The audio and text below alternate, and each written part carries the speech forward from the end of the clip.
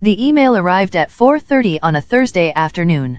Subject line, promotion decision. I clicked it with hands that had started shaking before I even knew why. Promotion request denied. 3rd year in a row. Same position. Same desk. Same ceiling I kept hitting no matter how hard I worked. The words blurred together as I read the reasoning. Not ready for leadership responsibilities. Needs more experience working independently. Shows potential but requires further development.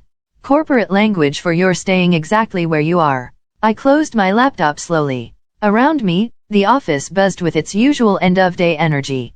People laughing. Phones ringing. Someone microwaving popcorn in the break room. Normal sounds. But everything felt different now. I gathered my things and walked toward the elevator. That's when I saw Jillian Roy standing near the water cooler. My supervisor for 5 years. She was talking to someone from accounting, and when she noticed me, she smiled. Not a kind smile. A knowing one. Jillian stopped by my desk the next morning.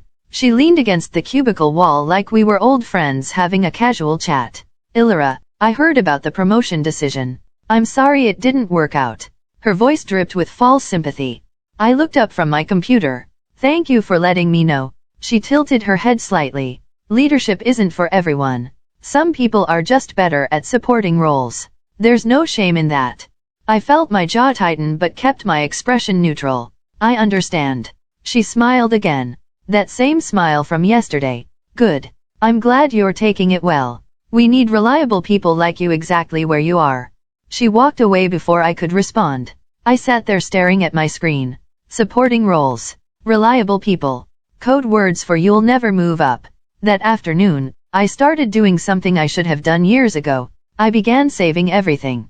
Every email where I solved a problem. Every client message thanking me specifically. Every project file that had my fingerprints all over it. The documentation project became my secret obsession. I created a private folder on my personal cloud storage. Organized it by date, project, and impact. Client testimonials went in one section. Project proposals I wrote but Jillian presented went in another. Problem-solving emails got their own category. I wasn't planning anything specific. I just wanted proof. Proof that I was good at my job. Proof that I contributed value. Proof that I wasn't just a supporting player. One folder contained 12 major projects from the past 2 years. Projects that had saved clients hundreds of thousands of dollars. Projects that prevented contract cancellations. Projects that Jillian presented to upper management as her own strategic thinking. I had written every proposal, built every solution, fixed every crisis, and she had taken every credit. But now I had evidence. Timestamps. Email chains. Version histories showing my authorship. The truth, organized and undeniable. I wasn't sure what I would do with it yet. I just knew I needed it. Like armor I was quietly assembling. Piece by piece. The call with Elliot Fairburn happened by accident. Or maybe it was fate. I was covering a client presentation because Jillian had a scheduling conflict. The client was a pharmaceutical investment firm, and Elliot was their senior strategist. I walked them through a logistics optimization proposal I had designed, showed them cost projections, explained implementation timelines, answered technical questions Jillian usually stumbled through. At the end, there was silence. Then Elliot spoke. Who developed this strategy? I hesitated. It was a team effort. But who did the actual work? His voice was direct, not accusatory, just curious. I did the analysis and proposal writing. Another pause. Then he said something that made my heart stop. If you ever lead a project independently, call me first. I'd rather work with the person who actually understands what they're building. I thanked him professionally and ended the call. But my hands were shaking again. This time, not from disappointment, from possibility. After the call with Elliot, I started noticing something I had missed before. How invisible I had become.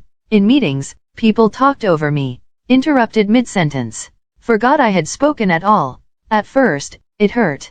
Made me feel small and insignificant. But then I realized something powerful. Invisible people see everything. They hear conversations that stop when others walk in.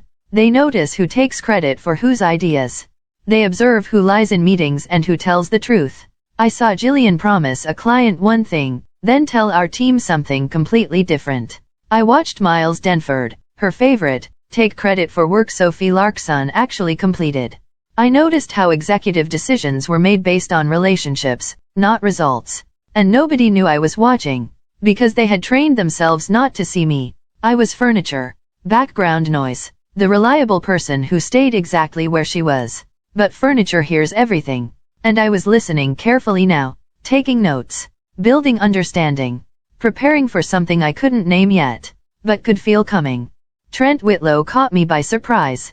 He was IT support, quiet and methodical. We had never really talked beyond basic work pleasantries. But one Tuesday afternoon, he stopped me in the hallway outside the server room. He glanced around first, making sure we were alone. I know it was your work, not hers. I froze. What? The Mercer account proposal. The Dixon restructuring plan. The Fairburn presentation. I've seen the file metadata. The original authors. The edit histories. He spoke quietly, matter of fact. Not angry or gossipy. Just stating facts. I'm not trying to cause trouble. I just thought you should know that someone knows the truth. I didn't know what to say. He adjusted his glasses. I keep backups. Of everything. It's my job. If you ever need proof of authorship, I have timestamps and version controls going back 4 years. Then he walked away. Just like that. No explanation of why he told me. No request for anything in return. Just an ally I didn't know I had. Offering help I didn't know existed. I stood in that hallway for a full minute, thinking about metadata, digital fingerprints, proof that couldn't be argued with. And for the first time in years, I smiled. Jillian had told everyone I wasn't leadership material, said it in performance reviews, mentioned it in team meetings, dropped it casually in conversations with other managers. But somehow, every emergency still landed on my desk. The urgent client crisis at 7 p.m. on Friday. The proposal due Monday morning that nobody had started. The technical problem no one else could solve. She'd forward these with brief messages. Can you handle this? Need your expertise here. You're the only one who understands this system. I used to feel proud. Like I was proving my value. Now I saw it differently. She needed me exactly where I was. Doing the hard work. Solving the real problems. While she managed up and took credit. So I started answering differently. Yes, I can handle this. For now, I'll take care of it this time. Happy to help while I'm in this role. The language was subtle, but the message was clear. I wasn't promising forever anymore. And I noticed her pause when she read those responses. Saw the slight frown. The moment of uncertainty. She was starting to realize something she had taken for granted. That reliable people don't stay forever. Especially when they stop feeling valued. The 5th rejection letter arrived without ceremony. Just another email in my inbox between a meeting reminder and a cafeteria menu update. Promotion request denied. I didn't even read the full explanation this time. I knew what it would say. That afternoon, Jillian called me into her office. She didn't offer me a chair. Just stood there with her arms crossed. I wanted to talk about your career path. I waited. I think you're frustrated with the promotion decisions. I get that. But you need to understand something. She leaned against her desk. Some people are builders. And some people are maintainers. You're excellent at maintaining systems. But leadership requires vision, strategy, the ability to inspire teams.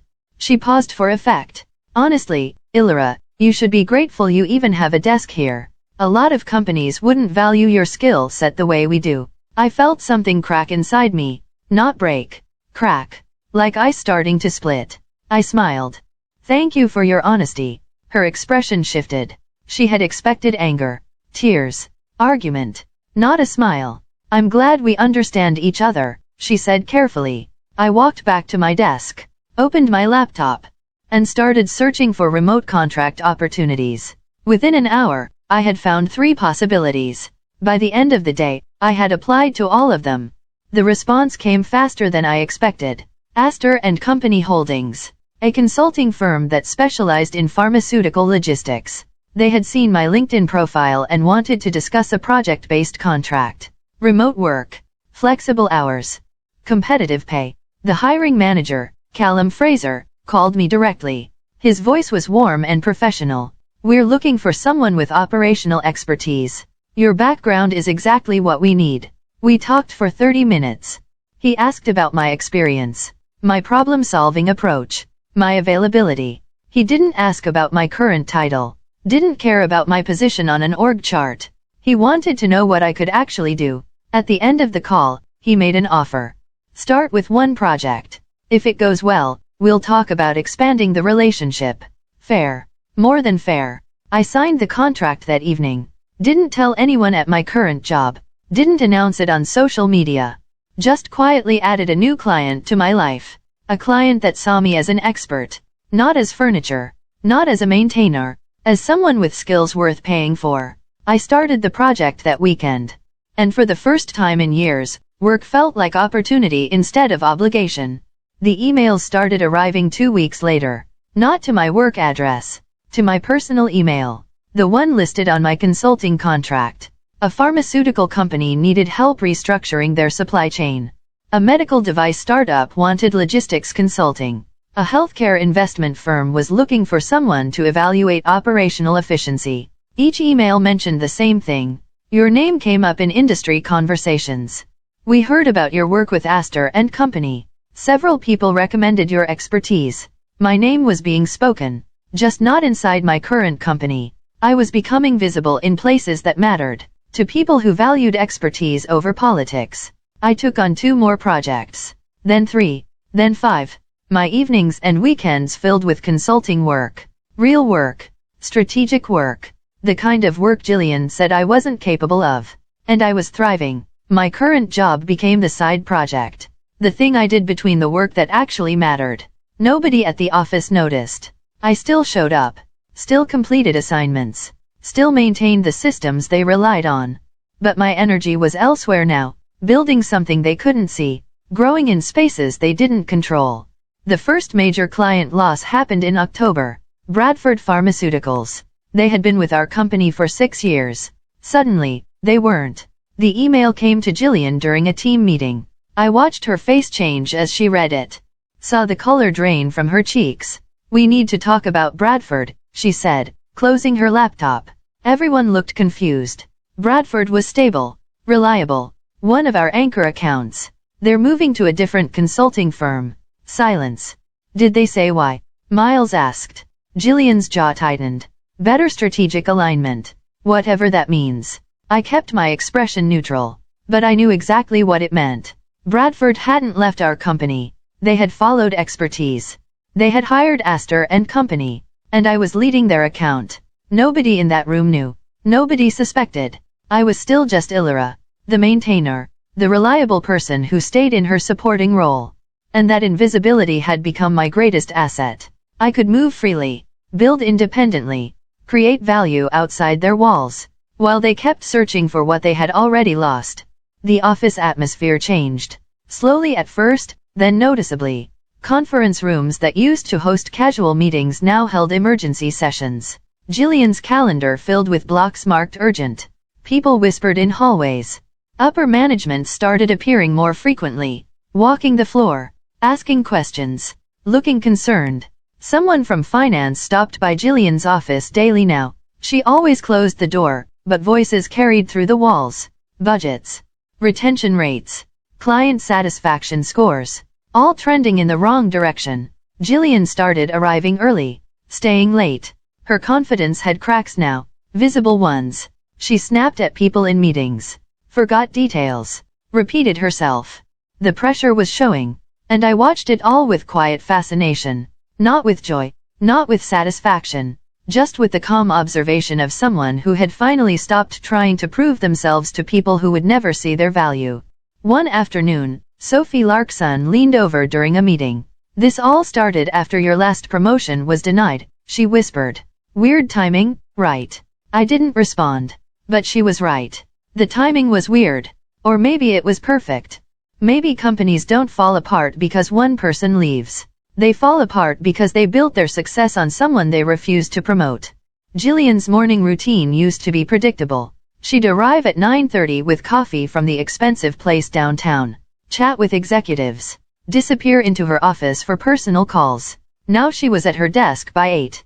Sometimes earlier. The expensive coffee was gone, replaced by the break room machine like everyone else. She scheduled meetings with titles like team alignment and strategic refocusing.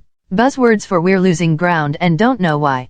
During one of these meetings, she talked about the need for everyone to step up, to take ownership, to show initiative. I almost laughed. She had spent 5 years telling me to stay in my lane. Now she wanted initiative. But the initiative she wanted was the kind that made her look good, that solved her problems, that kept her position secure. Not the kind that led to actual growth or recognition, just performance, for her benefit. After the meeting, Miles Denford stayed behind to talk with her. I heard fragments through the wall. Maybe we should hire someone new, someone with fresh perspective, someone who can bring in clients. Jillian's response was sharp. We don't have budget for new hires. We have to work with what we have. What we have. As if people were tools, resources to be used, not professionals to be developed. I packed up my laptop and left early that day. I had a client call. A real one. With people who used words like partnership and collaboration, who asked my opinion and actually listened to the answer. She found out I was interviewing elsewhere on a Wednesday. I don't know how. Maybe someone saw my LinkedIn activity. Maybe a mutual connection mentioned it. Maybe she just sensed something had changed. She called me into her office right before lunch, closed the door, gestured to a chair. Her expression was different. Careful. Almost nervous. I heard you've been talking to other companies. No point denying it. I've been exploring opportunities. She nodded slowly. Is there something we can do to keep you here? Better projects? Different responsibilities? The irony was stunning. 5 years of telling me I wasn't ready for advancement. Now suddenly worried I might leave. I appreciate you asking, I said carefully. She leaned forward. Illyra, you're valuable to this team. I know we haven't always communicated that well. But we need people like you. People like you. Still not calling me talented, or strategic, or capable of leadership. Just valuable. Like office equipment. I'm still considering my options, I said. She studied my face, looking for something. Leverage maybe. Or weakness. Can we talk more about this? Maybe grab coffee sometime. I agreed. Not because I wanted coffee, but because I was curious. Curious what desperation looked like. On someone who used to hold all the power. The coffee meeting happened 2 days later. We met at a place near the office. Jillian arrived 5 minutes late, apologizing about traffic. She ordered an elaborate drink. I got regular coffee. We made small talk for exactly 90 seconds. Then she got to the point. I need to ask you something. And I want you to be honest. I waited. I'm applying to a leadership development program. Executive track. 6 months of intensive training with industry leaders. It could really accelerate my career. She stirred her drink nervously. The application requires professional recommendations. From people who have worked closely with me, who understand my capabilities. I felt time slow down. She wanted a recommendation. From me. The person she had blocked from promotion 5 times. The person she called a maintainer. The person she told should be grateful for a desk. What exactly would you need? I asked carefully. Just a letter. Talking about my leadership style. Strategic thinking. How I develop talent. That kind of thing. Develop talent. I almost choked on my coffee, but I kept my face neutral. I'd have to think about it. She smiled. Relieved. Like she had been worried I'd say no immediately. Of course. No pressure. But people speak highly of you. Your recommendation would really carry weight. That sentence hung in the air between us. Your recommendation would carry weight. From someone who supposedly wasn't leadership material. How interesting. I didn't answer right away. Told her I needed time to consider what I would write. She seemed satisfied with that. Even grateful. The irony was overwhelming. She wanted me to recommend her for a leadership program. To vouch for her talent development skills. To praise her strategic thinking. The same strategic thinking that involved taking credit for other people's work. The same talent development that involved blocking promotions and killing confidence. But she needed my reputation now, my credibility, the respect I had quietly built in places she didn't know existed. Reputation isn't something you borrow. It's not a coat you can wear when it's convenient. It's something you earn. Through consistency. Through results. Through how you treat people when no one's watching. Jillian had spent years building a reputation too, just not the kind she thought. People knew her. Knew how she operated. Knew that presentations with her name often contained work she hadn't done. The industry isn't as big as people think. People talk, share stories, remember patterns. And slowly, her real reputation had been forming. Not the polished version she presented in meetings. The actual one, based on results and relationships and truth. She just didn't know it yet. But she was about to find out. I took the program brochure home that night. Read it carefully. Executive Leadership Development Initiative. 6 months of workshops, coaching, and networking. Designed for rising leaders in pharmaceutical and healthcare consulting. The program was selective, prestigious, and expensive. The kind of opportunity that could genuinely accelerate a career. If you were actually qualified. The faculty list was impressive. Industry veterans, former executives, strategy consultants. And then I saw a name that made me stop breathing. Elliot Fairburn, program founder and lead investor. The same Elliot who had told me to call him if I ever led a project independently. The same Elliot whose firm had contracted with Astor & Company, where I was now a consultant. My current boss and my potential sponsor were connected. Jillian didn't know that. Had no idea our professional worlds overlapped. She thought she was asking for a favor from a subordinate. What she was actually doing was stepping into a room where I already had relationships. Where my reputation preceded hers. Where the truth about our work would be obvious to people who knew how to look. I picked up my phone. Sent a brief email to Elliot. Subject line, quick question about the leadership program. His response came in less than 10 minutes. Let's talk Monday. The call with Elliot lasted 45 minutes. He was direct from the start. I remember your name from the Fairburn Industries proposal. You did exceptional work. Thank you.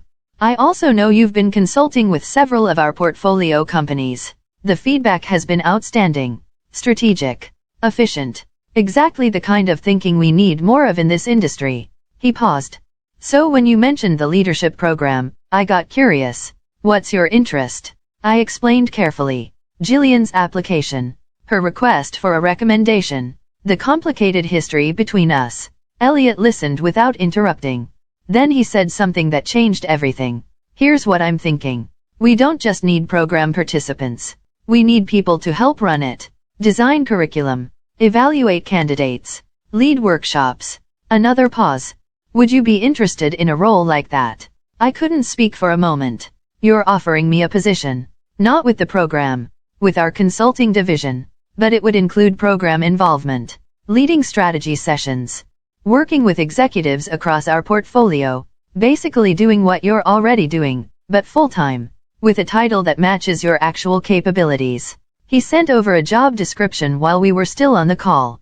Department Lead, Strategic Development. Astor & Company Holdings. It was everything Jillian had said I wasn't ready for. Everything I had been denied.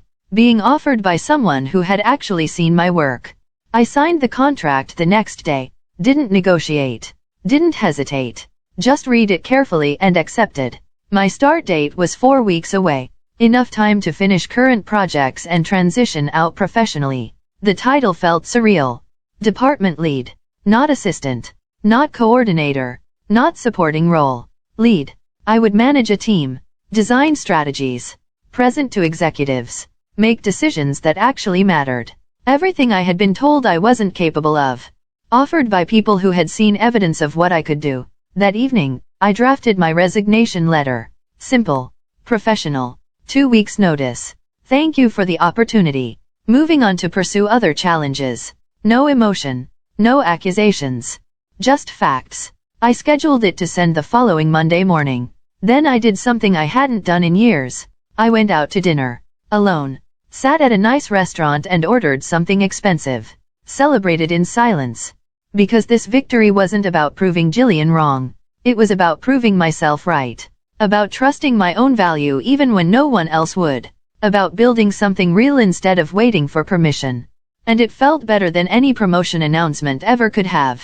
The next week moved in slow motion. I went to work each day knowing it was temporary. Finished assignments. Attended meetings. Responded to emails. But everything felt different. Lighter somehow. Jillian walked past my desk several times. Always with that same nervous energy. She was waiting for my recommendation letter. Expecting it. Counting on it. I hadn't mentioned it again. Hadn't brought up her request or the program deadline. I just worked quietly. Let time pass.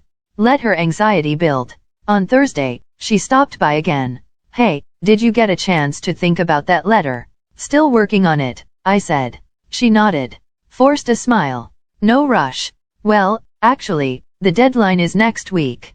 But I'm sure you have it under control. Under control. Funny phrase. I wondered if she felt in control anymore. Her confidence had eroded so gradually, like a statue worn down by rain. She used to command rooms. Now she asked for favors.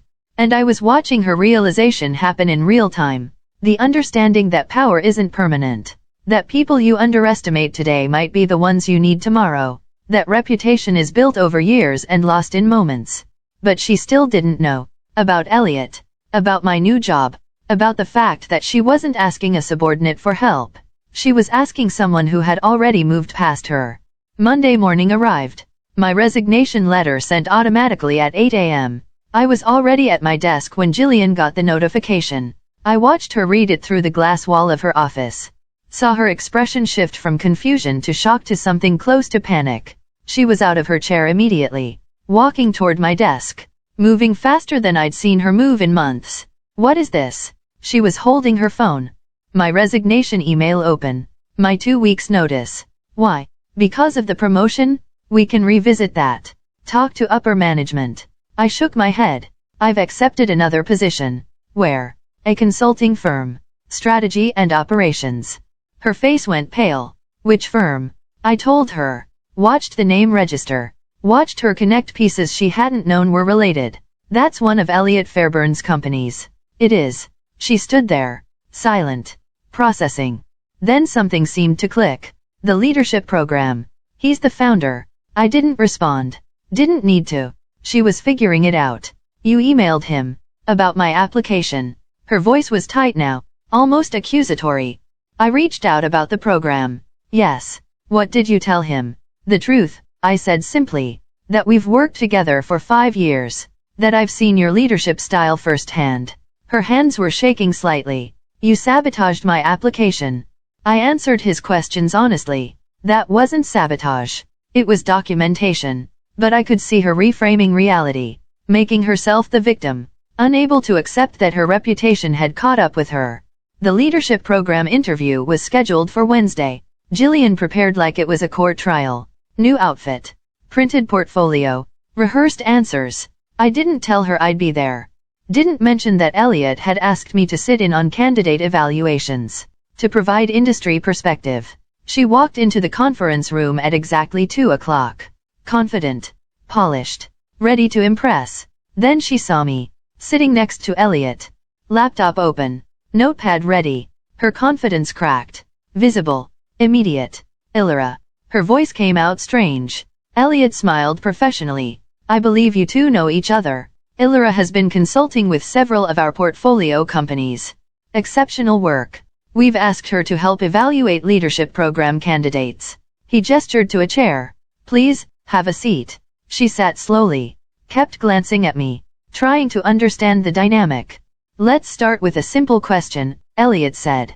Tell us about your approach to developing talent on your team. I watched her struggle. Watched her try to remember the leadership language she had rehearsed. But every word sounded hollow now. Every claim about mentorship and development rang false. Because I was sitting right there, living evidence of how she actually treated talent. When she finished, Elliot asked follow-up questions. Specific ones. About projects and outcomes and team dynamics. She stumbled through answers. I took notes. Said nothing. My silence was louder than any accusation could have been. The interview lasted 30 minutes. Elliot thanked her professionally. Said they'd be in touch. She left without looking at me. The door closed behind her. Elliot leaned back in his chair. That was uncomfortable. Yes. She has no idea about most of the projects you led, does she? No. He shook his head. I've seen this before. People who take credit for others' work. Eventually it catches up. Usually when they're asked to do the work themselves. He closed his folder. We're not accepting her into the program. The interviews revealed significant gaps between claimed experience and demonstrated capability. I felt something release in my chest. Not satisfaction exactly. Just closure. When do you start with us? He asked. Next Monday. Good. We have a lot to build.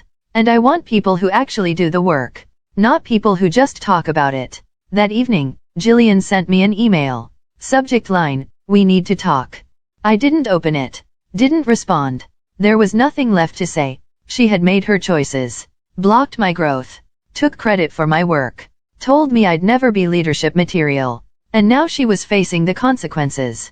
Not because I destroyed her, but because she had destroyed her own credibility. One stolen project at a time. One dismissed employee at a time. Until there was nothing real left to stand on. My last week at the company was quiet. Jillian stayed in her office mostly. Didn't speak to me. Barely acknowledged my presence. On Thursday, I noticed her desk was empty. Computer gone. Photos removed. The space looked hollow. Someone from HR stopped by. Did Jillian tell you she was leaving? No. She resigned yesterday.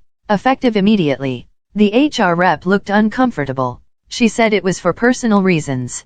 But between you and me, I think the leadership program rejection hit her hard. She had been really counting on it. I nodded. Said nothing. That afternoon, I walked through the office one last time. Past the conference rooms where I'd presented work with someone else's name on it. Past the cubicles where I'd worked late fixing problems no one thanked me for. Past Jillian's empty office where I'd been told I wasn't leadership material. And I felt nothing. No anger. No satisfaction. No need for revenge or validation. Just peace. Because I had learned something valuable. That you don't need permission to be excellent. You don't need a title to create value. You don't need recognition from people who will never see you. You just need to do the work. Build the skills. Trust your own capability. The rest takes care of itself. My first day at Astor & Company was everything my old job wasn't. People used my name. Asked my opinion. Listened when I spoke. Treated my time like it mattered. I had an office. With a door. And a window. My name was on the directory. My title was on my business card. Department lead, strategic development. Real. Official. Earned. That afternoon, I received an email. From Jillian. Subject line, recommendation. I almost deleted it. But curiosity won. The message was short. Asked if I would still be willing to write a recommendation. For future opportunities. Said she understood if I didn't want to. But thought it was worth asking. I stared at the email for a long time. Part of me wanted to ignore it. To let her face the consequences of her choices. But another part remembered something. That bitterness only hurts the person who carries it. So I replied. One sentence. I think you will find that the best recommendations come from people you've actually helped. I wish you well. Then I closed my laptop. Looked out my window at the city below. And smiled. Because sometimes the people who try to hold you down are the ones who teach you how strong you really are. Jillian had told me I'd never get promoted. She was right. I got something better. I got free.